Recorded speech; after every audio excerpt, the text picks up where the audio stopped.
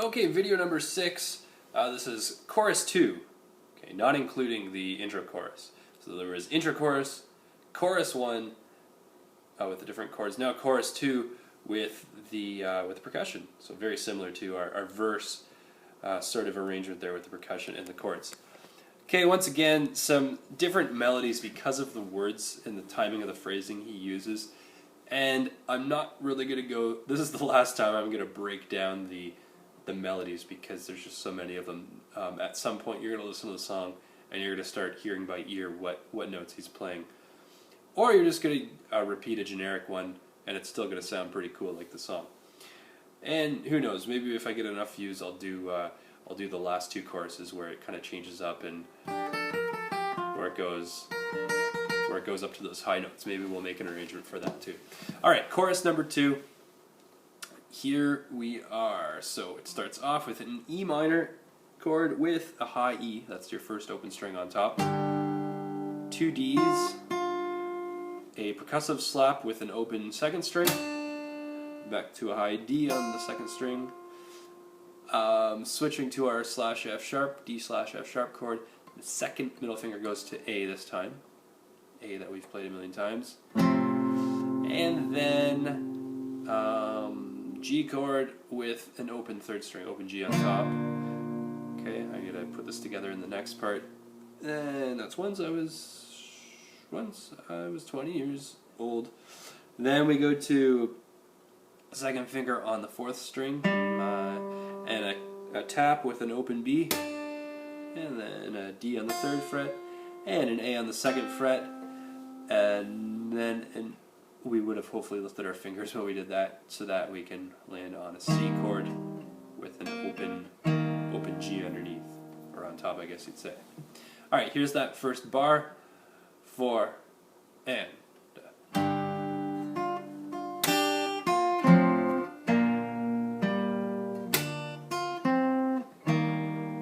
Okay, so I accidentally hit an open E string when I meant to hit the open B. That's the tricky part about these percussion slaps.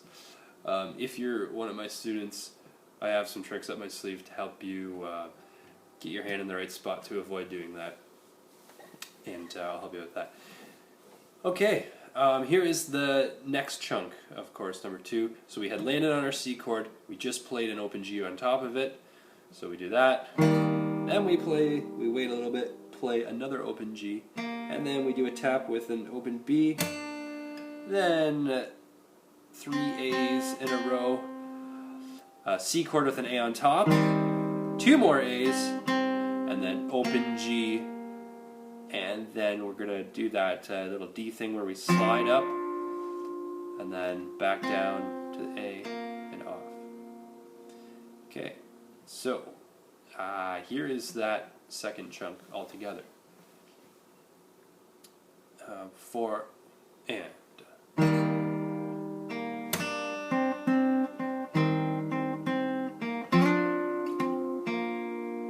Okay? And before we move on, here's the whole first half of the chorus.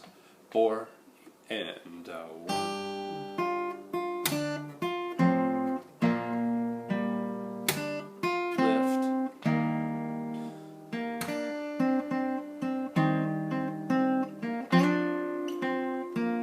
Okay, and now the second half.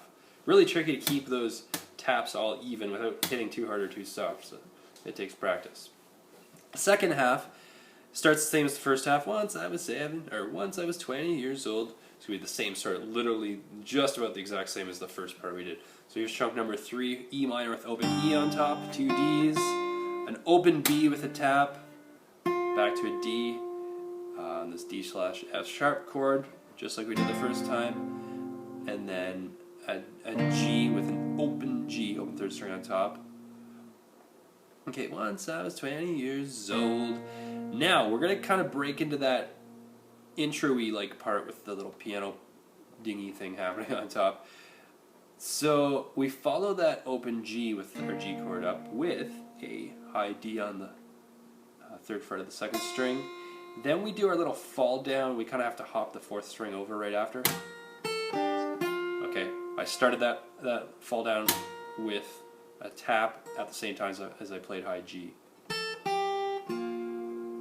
And then we got a C chord with, remember we did these two fingers before our last verse? And then a tap with those two fingers, a chord with those two fingers, a tap with those two fingers, and instead of ending off on the D, we're going to end off on the high E before our next verse, of course starting on E minor.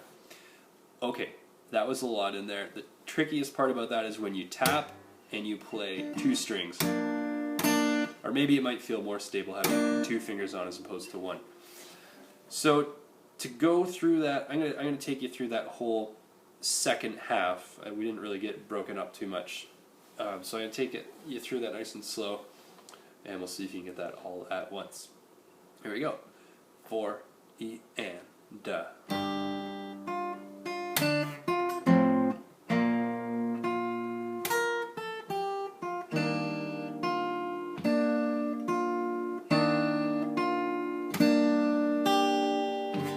And that's how it goes. You might have noticed I missed one of my taps on C. I just didn't quite come down hard enough. So you really got to get over the fretboard when you can, get in the habit of doing that, and you'll make some sound out of your tap. Okay, so that's it for now. That's a lot of videoage, is that a word, to go through. Once again, hopefully you've been pausing and following fingering suggestions with the right hand and the left hand. They're going to work better.